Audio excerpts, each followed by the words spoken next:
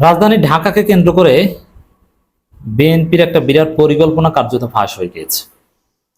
দর্শক, বিএনপি মোটামুটি আন্দোলনের যে একটা ছোটখাটো জোয়ার তৈরি করতে পেরেছে ইঞ্জিনিয়ার ইশরাককে কেন্দ্র করে, এই জোয়ারের ধারাবাহিকতায় ডক্টর ইউনূসকে সরিয়ে নতুন তত্ত্বাবধায়ক সরকার কায়েম করতে চায় বিএনপি। আপনারা যারা এখনো জানেন না, আপনাদের অবগতির জন্য জানাচ্ছি, বিএনপি ডক্টর ইউনূস সরকারকে আর চায় না।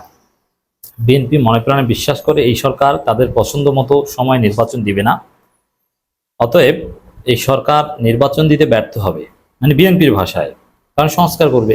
আর নির্বাচন দিতে ব্যর্থ হওয়া মানে এই ডিসেম্বর থেকে জুনের মধ্যে নির্বাচন দিতে ব্যর্থ হবে। এজন্য বিএনপি এখন আরেকভাবে চেষ্টা করছে, যেহেতু কোর্ট এখনো বিএনপির দখলে, আদালতের মাধ্যমে কোনো রায়ের মাধ্যমে তত্ত্বাবধায়ক সরকার কায়েম করে 90 দিনের মধ্যে নির্বাচন দিতে হবে, এরকম একটা চেষ্টা বিএনপি এখন করছে। মানে এটা দুইভাবে, একটা হচ্ছে আইনিভাবে যাতে আদালত এরকম কোনো রায় দেয় যে 90 দিনের মধ্যে নির্বাচন করতে হবে, নতুন তত্ত্বাবধায়ক সরকার গঠন করে, এটাই সংবিধান।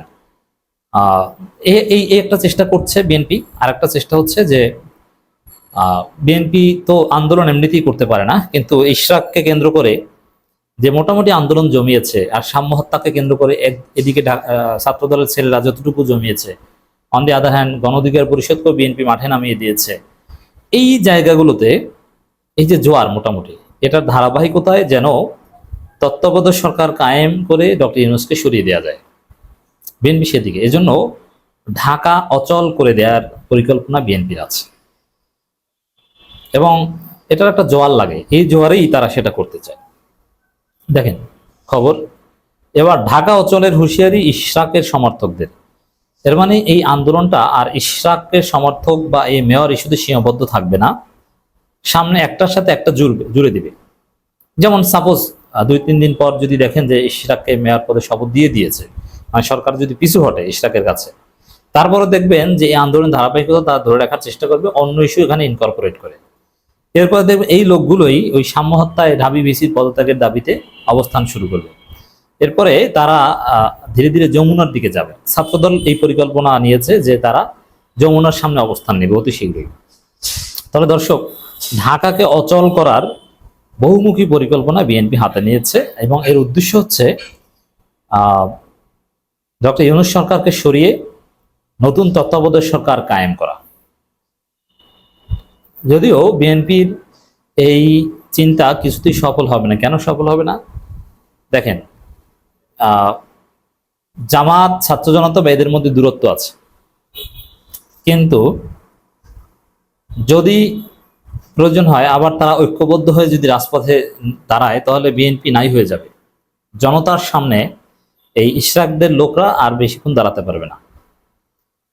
কিন্তু বিএনপি স্বপ্ন দেখছে যে ডক্টর ইউনূসকে সরিয়ে আমরা দ্রুত তত্ত্বাবধায়ক সরকার কায়েম করবো, যে সরকার কমিটমেন্ট থাকবে উইদিন 90 ডেজ নির্বাচন দেওয়া। বিএনপি সেই পরিকল্পনাই করছে। বিএনপি নেতা ইশরাক হোসেনকে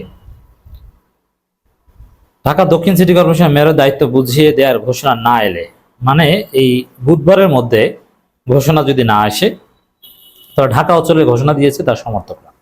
একই সঙ্গে তাদের কর্মসূচি এখনো চলছে নগর ভবনের সামনে। শুধু নগর ভবন কর্মকর্তা, বিএনপিপন্থী কর্মকর্তা কর্মচারী যারা আছে, মানে বিএনপি এখানে আরো পরিকল্পনা করছে। এমন সচিবালয় থেকে শুরু করে বিভিন্ন জায়গায় যে বিএনপিপন্থী কর্মচারী, চাকরিজীবী বা ইত্যাদিতে, তারাও প্রয়োজনে বিএনপির সাথে আন্দোলন, কারণ তারা বিএনপি ক্ষমতা আসুক এটা চায়, তাহলে আরো সুযোগ সুবিধা পাবে। এজন্য ডক্টর ইউনূসকে সরিয়ে তত্ত্বাবধায়ক সরকার আনা মানে হচ্ছে 90 দিনের মধ্যে একটা কারচুপি নির্বাচন করা। কিন্তু সংস্কার ছাড়া নির্বাচন হলে কি হয় এটা আমরা জানি। আর 8 সালে নির্বাচন তো তত্ত্বাবধায়ক সরকার অধীনে হয়েছে, তা সেটা কি পুরোপুরি একটা কারচুপি নির্বাচন হয়েছে না? মহা কারচুপি হয়েছে। এভাবে এজন্য বিএনপির লোকজন এই কারচুপি নির্বাচন করার সর্বশক্তি প্রয়োগ করছে। বুঝতে পারেন, এটা কিন্তু গভীর ষড়যন্ত্রের অংশ। এবং এই আন্দোলনের নেতৃত্ব দিচ্ছেন কে? সাবেক সচিব মশিউর রহমান। তারেক রহমান খুব বিশ্বস্ত লোক। তাহলে বুঝুন যে বিএনপি এবং সালাউদ্দিন বলেছে প্রয়োজনে বৃহত্তর আন্দোলন গড়ে তোলা হবে ইত্যাদি ইত্যাদি। মানে বিএনপি বড় আকারে আন্দোলন জমানোর চেষ্টা করছে, যার মধ্য দিয়ে একদম ডক্টর ইউনূসকে সরিয়ে দিতে চায় এই ধারাবাহিকতার মধ্য দিয়ে। ইশরাক হোসেনকে মেয়রের দায়িত্ব বুঝিয়ে দেওয়ার ব্যাপারে সিদ্ধান্ত না এলে আরো বড় কর্মসূচির পরিকল্পনা তারা করছে। এবং আমি আবারও বলছি, ইশরাককে মেয়র হিসাবে দায়িত্ব বুঝিয়ে দিলেও দেখবেন যে অন্য ইস্যু নিয়ে আন্দোলনের ধারাবাহিকতা চলতে থাকবে। এই লোকগুলোই তখন শাহবাগে আসবে।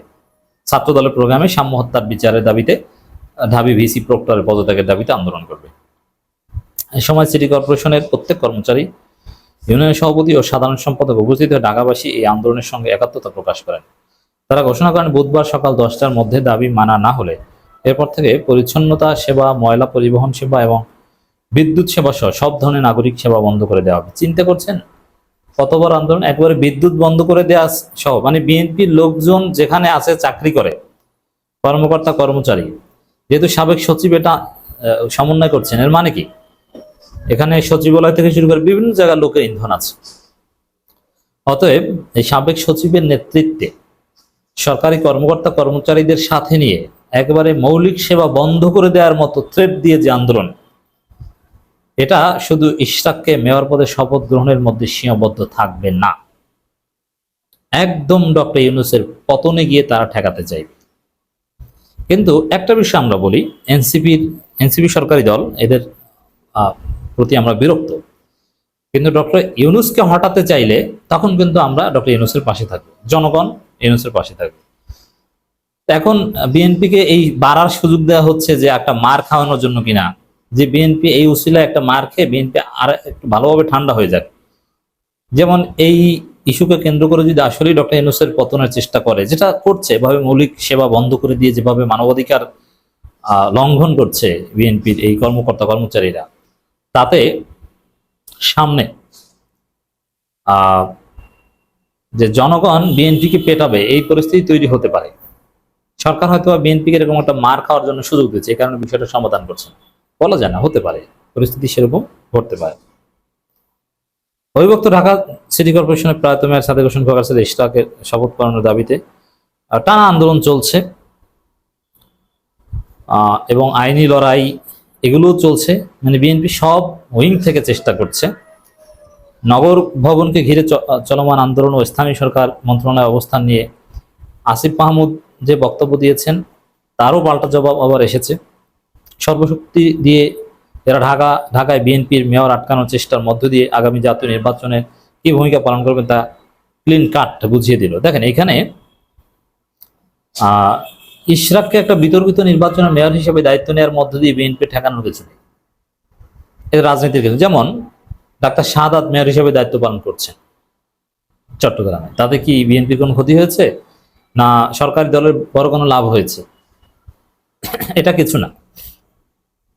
এর মানে মেয়র হলে বা না হলে এতে তেমন কিছু আসে যায় না, বরং এটা নিয়ে অন্য খেলা চলছে। বিএনপিও এই খেলা ইউনূস পতন আন্দোলনের রূপ দিতে চায়, আর ডক্টর ইউনূসও বিএনপি আরো বেশি বিতর্কিত হোক, বাড়ার পরে জনগণের একটা ধোলাই খাক, মনে হয় সেটা চাচ্ছে।